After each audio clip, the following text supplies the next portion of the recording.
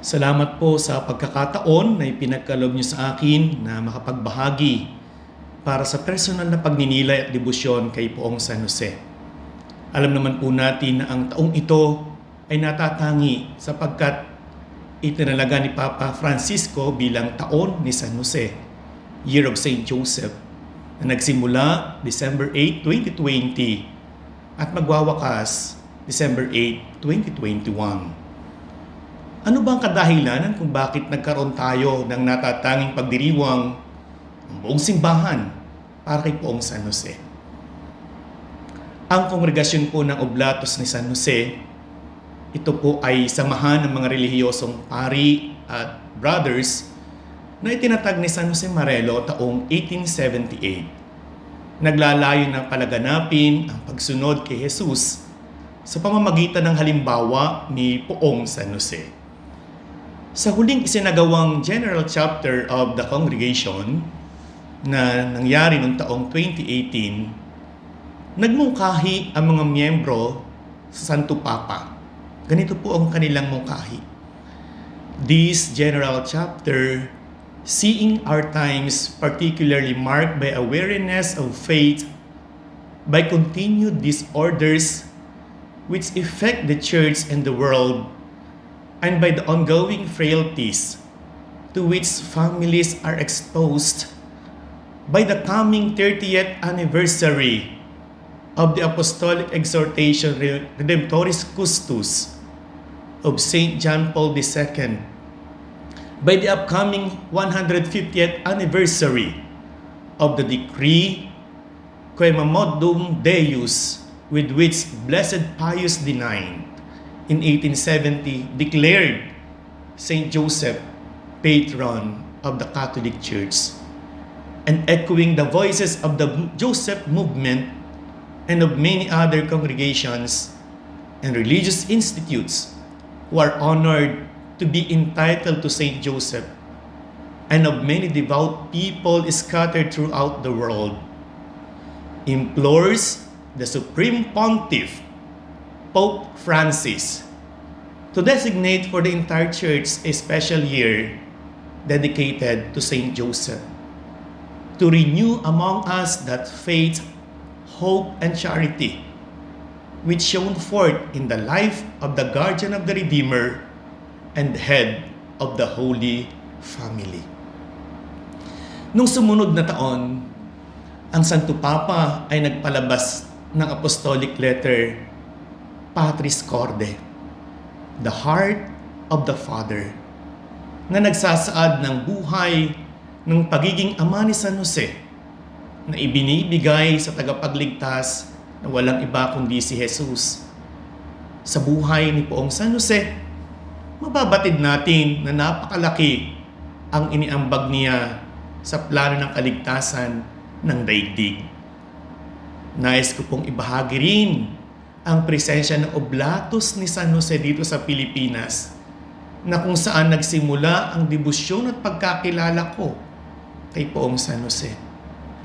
Sabi nga nila, the story of the Oblates of Saint Joseph in the Philippines may be said to be truly providential.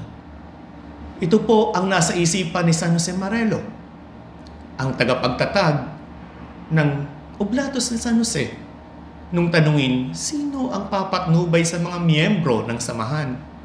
Ang sabi niya, Joseph, show us the way. Support us at every step.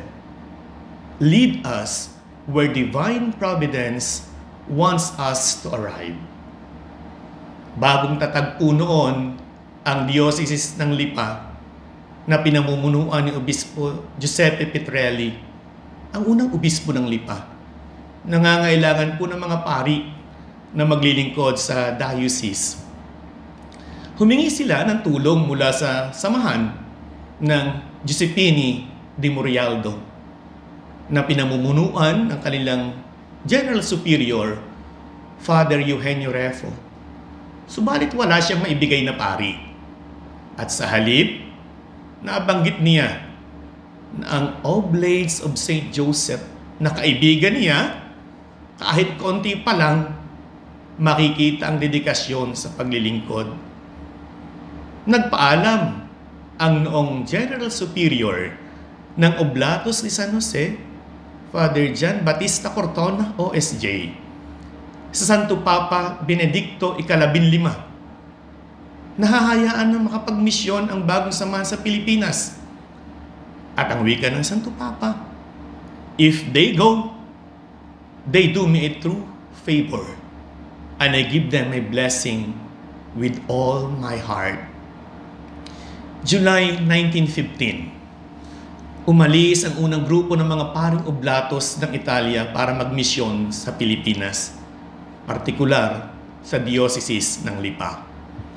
Nakarating sila August 26, 1915. Lula ng tren sa San Jose de Malaking Tubig, San Jose, Batangas. Ito ang naging sentro ng apostolado ng mga oblatos dito sa Pilipinas. Mula po rito'y lumawig at yumabong ang misyon ng oblatos ni San Jose dito sa Pilipinas. Yung dati-rati tinatawag pong mga Italianong pari, nagkaroon din ng maraming bukasyon.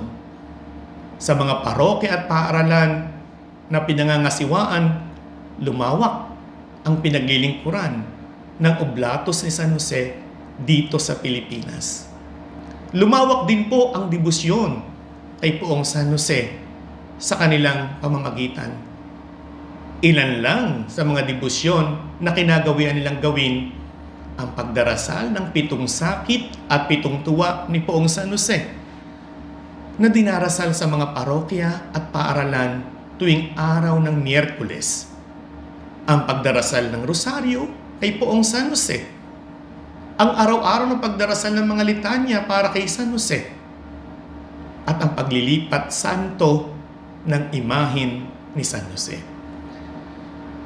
Taong 2004, sa paanyaya po ng butihin at dating obispo ng Diocese ng Balanga, Archbishop Socrates Villegas, pinagkatiwalaan po na pangasiwaan ng Oblates of St. Joseph ang 2 parokya sa diocese, ang parokya ng Santo Niño sa Alas Asin, Mariveles, at ang San Isidro sa Nagwaling, Pilar. Hindi po naglaon, muling pinagkalooban ng isa pong parokya sa San Jose, Dinalupihan, Bataan. Magpahanggang ngayon, patuloy po ang paglilingkod ng Oblates of St. Joseph sa ating diocese. Ano naman po ang hatid sa atin ng taon ni San Jose? Sa maraming pagkakataon, madalas na laman po ng ating pagdinilay, pangangaral, ang naging pagtugon ni Maria sa anghel ng Panginoon. Pero ngayong taong ito po, hayaan nating San Jose naman ang mapagnilayan natin, lalo tigit ang kanyang ipinakitang halimbawa at inspirasyon sa pagsunod sa kalooban ng Diyos. Hayaan niyo pong pagnilayan natin ang ilang katangian ni San Jose na magbibigay gabay sa atin. Una po, si San Jose, pintakasi at tagapagtanggol ng simbahan. 150 taon na ang nakaraan nang idineklara ni Blessed Pius IX si San Jose bilang pintakasi ng buong simbahan.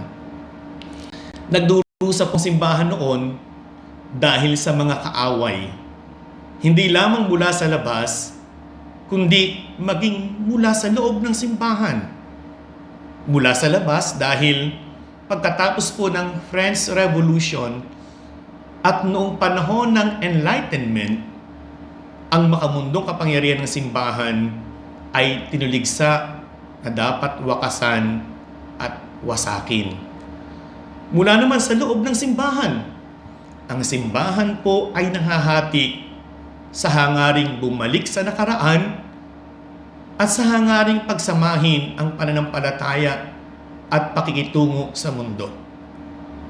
Ang pagkawala ng mga estado ng Papa ay nakatulong sa espiritual na pagbangon ng simbahan.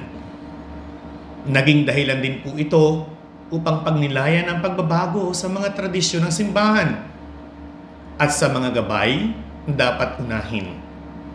Gayunpaman, ang masalimuot na talakayan sa pagitan ng makabagong filosofiya at ng pananampalatayang Katolika ay nagpapatuloy hanggang ngayon. Nasa gitna po tayo ng malaking alon at nanganganib tayong maanod dahil kung minsan ay nangihina ang ating pananampalataya. Marami ang nagdududa kung si Jesus ay nasa loob pa rin ba ng bangka at naghihintay ng tamang oras para pahintuin ang unos. Ang totoo, si Jesus ay kasama pa rin natin at sinasabi niya sa atin ang sinabi niya sa kanyang mga alagad. Bakit kayo natatakot? Wala ba kayong pananalig? Mark 4, verse 40. Mababasa natin sa Ebanghelyo ni San Jose ay naharap sa malaking pagsubok nang malaman niya na nagdadalang tao ang mahal na Birheng Maria na kanyang mapapangasawa. Kinakailangan niyang magpanumbalik ang kanyang tiwala sa maselang sandaling ito ng kanilang relasyon. Buong tiwala siyang umasa sa katapatan ng Diyos at sa pangako ng Diyos na sinabi sa kanya ng anghel. Tayo man ay madalas sumarap sa mga masamang balita na hindi natin alam kung paano harapin. Ang mga iskandalo at krimen na ginawa ng mga miyembro ng simbahan, maging mga kilalang tao sa simbahan, ay nakakasira sa ating pagtitiwala.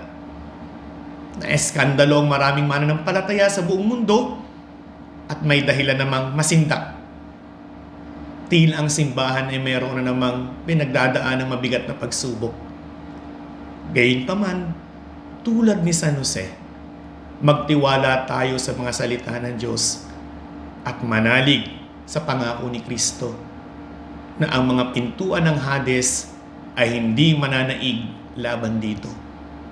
Matthew 16 verse 18. Gunitain natin kung ano ang ginawa ni San Jose matapos silang dalawin ng mga pantas. Napilitan po siyang itakas sa Ehipto ang banal na mag-anak upang iwasan ang mamamatay taong si Haring Herodes at sila'y makabalik pagkamatay ng hari.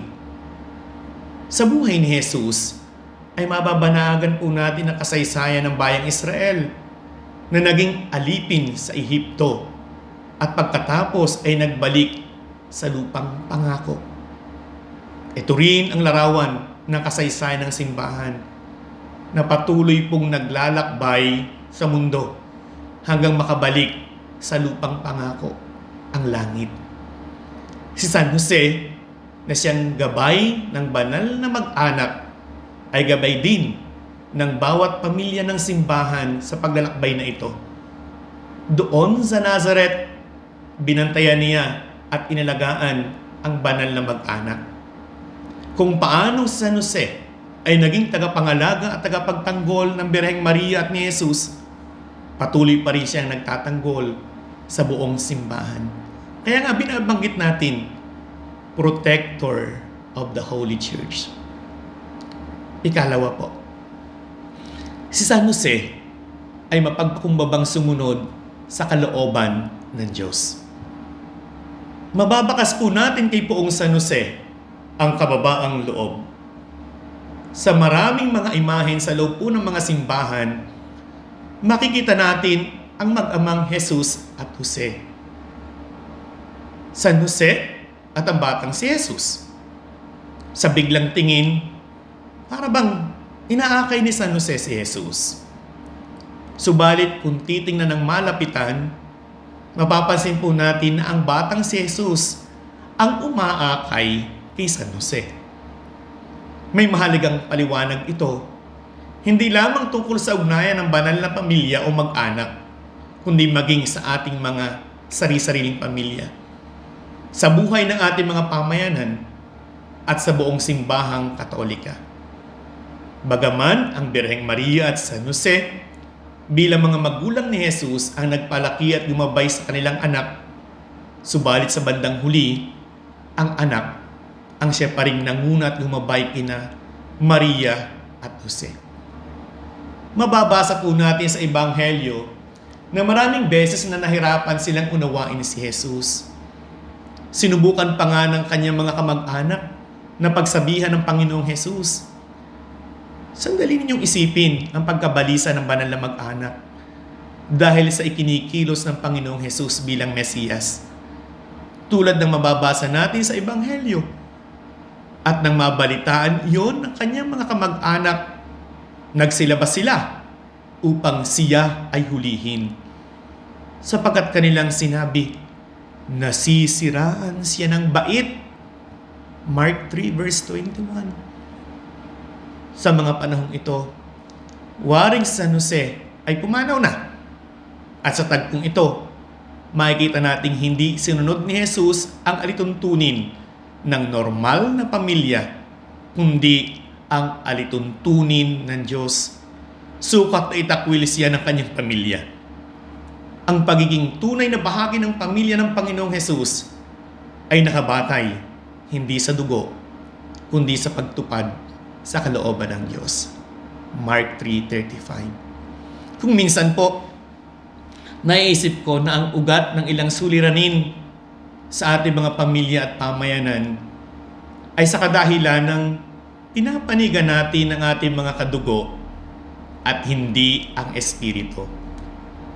Ang karangalan ng pamilya, ang pagiging bahagi ng iisang lahi at kultura ay higit na mahalaga para sa atin kaysa sa ugnayang nakaugat sa kalooban ng Diyos. Ang pamilya at ang mga kaugaliang panlipunan ay mahalaga. Subalit, ang mga ito ay may hangganan.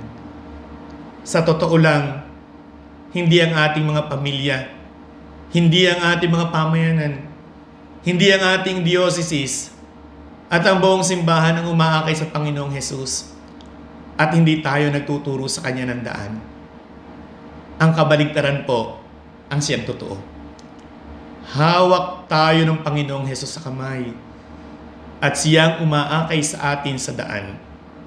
Kadalasan, ang Panginoong Jesus ay nagkukubli sa mga simpleng tao.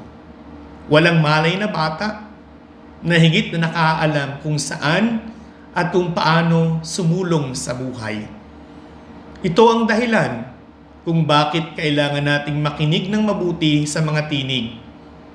Hindi lamang ng mga nakatatanda at ng mga nasa kapangyarihan, kundi maging sa tinig ng mga bata, mga kabataan, at sa mga taong madalas ay nananahimik lamang.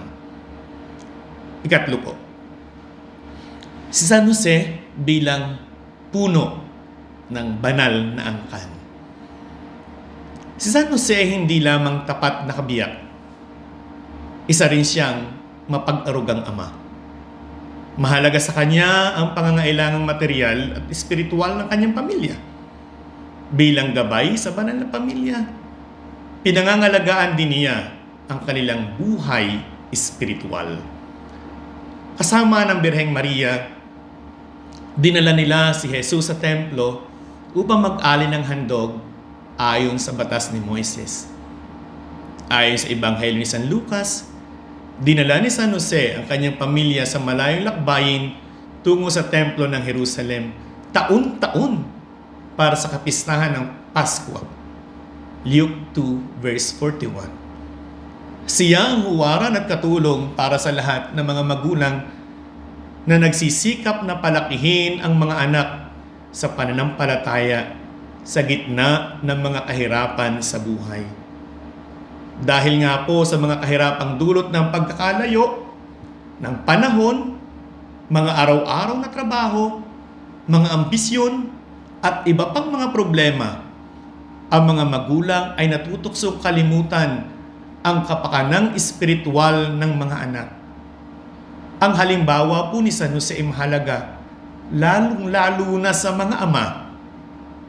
Kadalasan po sa ating pamilya, ang pagtuturo ng pananampalataya sa mga anak ay ipinauubaya sa mga ina. Subalit, ayon po sa seremonya ng binyag, pananagutan po ng mga magulang, ng ama at ina, Sila ang unang guro ng kanilang mga anak sa daan ng pananampalataya. Ipinapakita po sa atin ni San Jose ang kahalagahan ng isang ama sa buhay, ng pamilya, at lalo't higit ng mga anak. Sumunod po, ika-4, si San Jose, taong nananalangin at tahimik. Si San Jose na ama sa turing ni Jesus ay isang dakila at tahimik na santo. Wala ni isang salita na mababasa tayo sa Biblia na tinura niya. Gayunpaman, nangungusap siya sa atin sa pamamagitan po ng kanyang mga gawa bilang tagapangalaga ng banal na mag-anak at sa pamamagitan po ng katahimikan. Itinuturo niya sa atin na ang simbahan ay hindi dapat maging lugar ng mga ingay. Ganon din ang salita na walang kabuluhan. Bagkus, ito ay dapat maging lugar ng panalangin, ng tunay na pag-ibig, sa isang lugar na kung saan tayo ay nakikinig sa tinig ni Jesus. Sa halip, sinasabi po sa atin ng ating Panginoong Jesus sa kanyang mga alagad, sa pananalangin, huwag kayong gagamit ng maraming salita na walang kabuluhan, gaya ng ginagawa ng mga hintil. Ang akala nila ay pakikinggan sila ng Diyos dahil sa haba ng kanilang sinasabi. Huwag niyo silang tutularan. Alam na ng inyong Ama na nasa langit ang inyong kailangan bago pa ninyo ito hingin sa Kanya. Matthew 6, verses 7 to 8. Mali po ba ako kung isipin na si Jesus bilang tao ay natuturin kay San Jose Carpintero na kasama niya ng mahabang panahon bago siya nagsimula ng kanyang misyon? Matutunan natin kay San Jose na ang mahalaga ay hindi lamang ang pakikinig sa salita ng Diyos, kundi ang pagsunod rin sa kanyang kalooban. Ang kayahang manahimik at makinig sa tinig ng Diyos ay mahalaga upang mapaliwanag nating malaman kung ano ang dapat nating gawin sa gitna ng mga pagsubok sa buhay. 5, si San Jose, tagapagtanggol ng buhay. Dahil po sa pandemya, nakita natin kung gaano karupok ang buhay. Marami sa atin ang nawalan ng mga kamag-anak at kaibigan sa loob lamang ng maikling panahon. Madalas, wala tayong pagkakataong samahan sila sa mga huling sandali ng kanilang buhay at makapagpaalam sa kanila ng maayos. Marami ang nakokonsensya tungkol dito dahil wala silang magawa o hindi sila pinayagan na gawin ang dapat sana'y nagawa nila para sa mga nagkasakit ng COVID-19. Inalagaan din ni San Jose ang isang buhay na nanganib dahil sa banta ni Haring Herodes na patayin ang lahat ng mga sanggol na lalaki sa Belen. Batid natin na maging sa ating kasalukuyang panahon, ang buhay ay nanganganib dahil sa sakit o karahasan. Isipin na lang po natin ang milyong mga aborsyon sa buong mundo. Isipin po ninyo ang lahat ng mga inabuso, ang kanilang dangal, dahil sa human trafficking, na madalas po ay pinapatay dahil hindi sila pumayag sa kagustuhan ng mga nagbili sa kanila. Ang batang si Jesus ay nailigtas sa ganitong kalagayan. Salamat sa babala mula sa langit at sa mabilis na pagkilos ni San Jose. Handa ba tayong gawin ang nasa ating kapangyarihan na ipagtanggol ang buhay ng bawat tao mula sa sinapupunan hanggang sa tunay na hantungan ng bawat tao? Tayong lahat ay tinatawag upang sa pamamagitan ng ating buhay at pagkilos ay makatulong tungo sa kultura ng buhay laban sa kultura ng kamatayan. Tularan natin si San Jose at hindi si Haring Herodes. Ika-anim, si San Jose, pintakasi ng magandang kamatayan.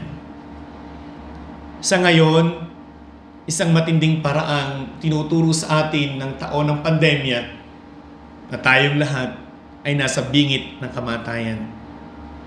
Marahil, dati-dati ay bulag tayo sa katotohanan ito, subalit ginising tayo ng pandemya.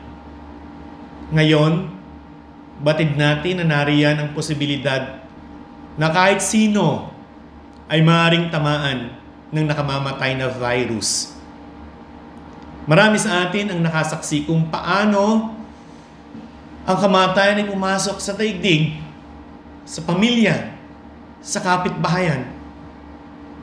Ngayon po ang tamang oras upang sariwain natin ang ating alaala at debosyon kay San Jose na itinuturing po nating pintakasi ng isang banal at mapayapang kamatayan.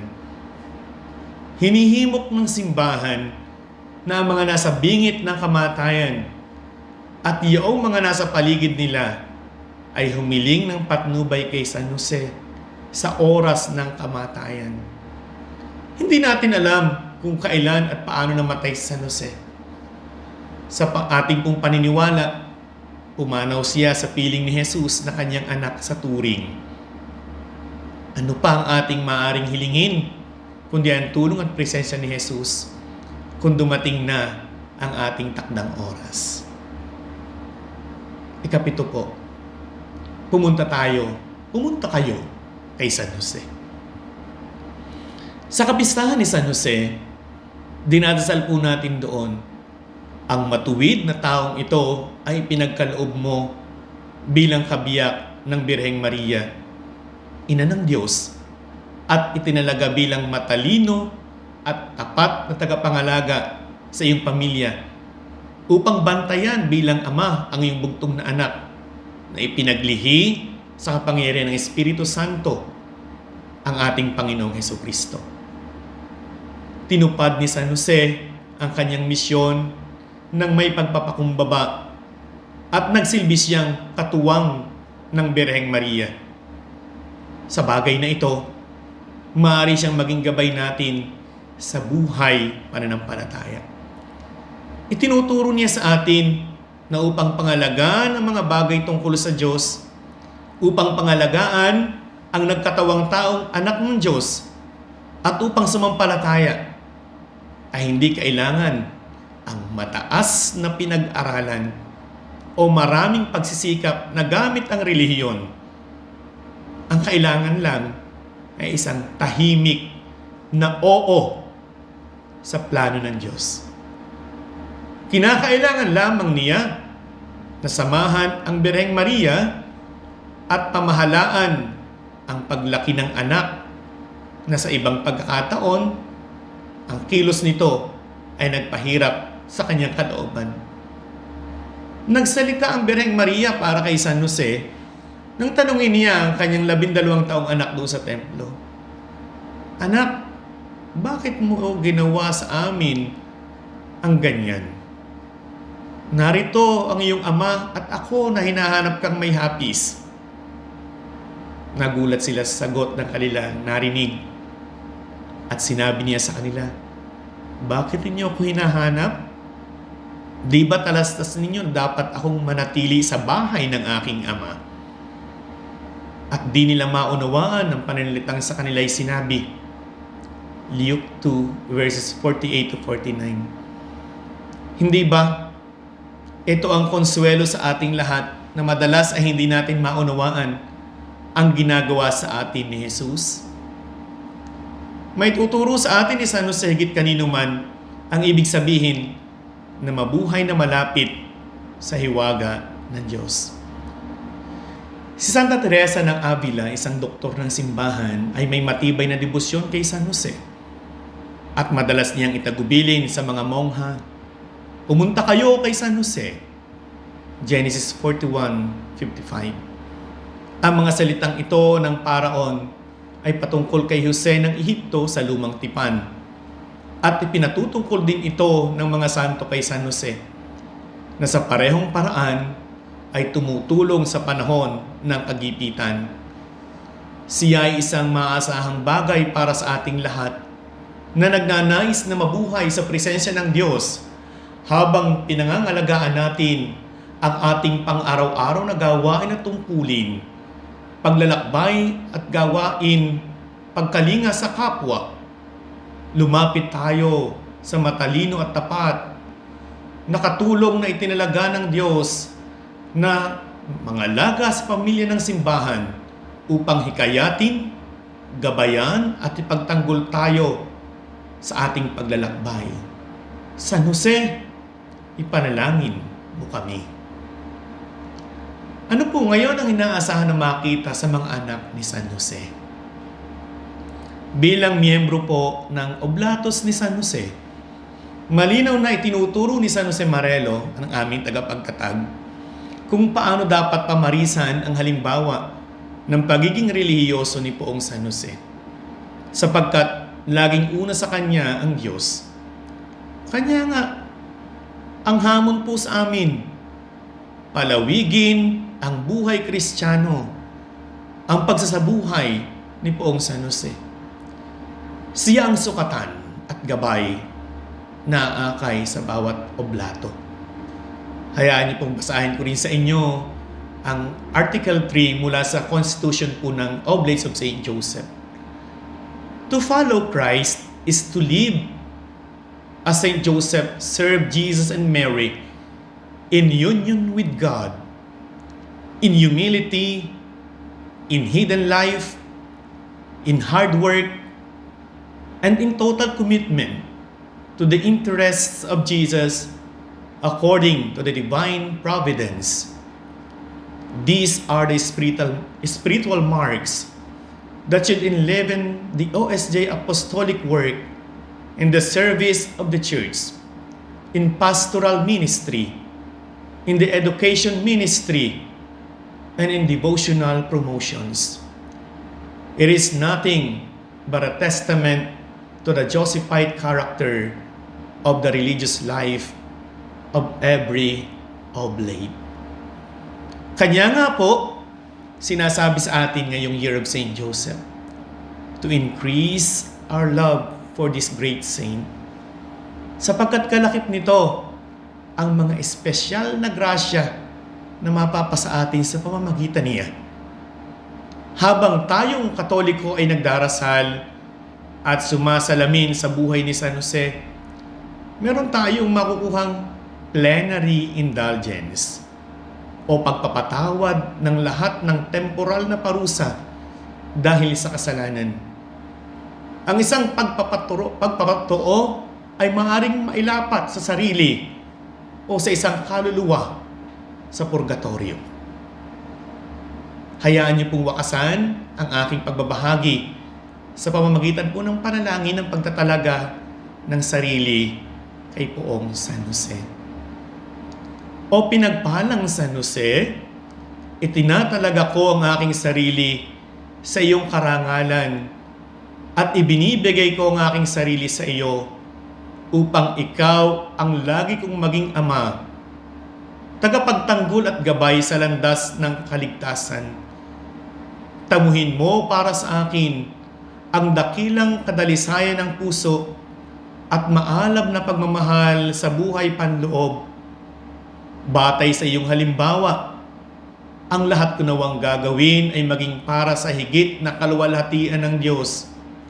Kaisa ng kalinis-lisang puso ni Maria, ipanalangin mo ako, San Jose, upang ako ay makibahagi sa kapayapaan at kagalakan ng iyong banal na kamatayan. Amen. San Jose, ipanalangin mo kami. Maraming salamat po.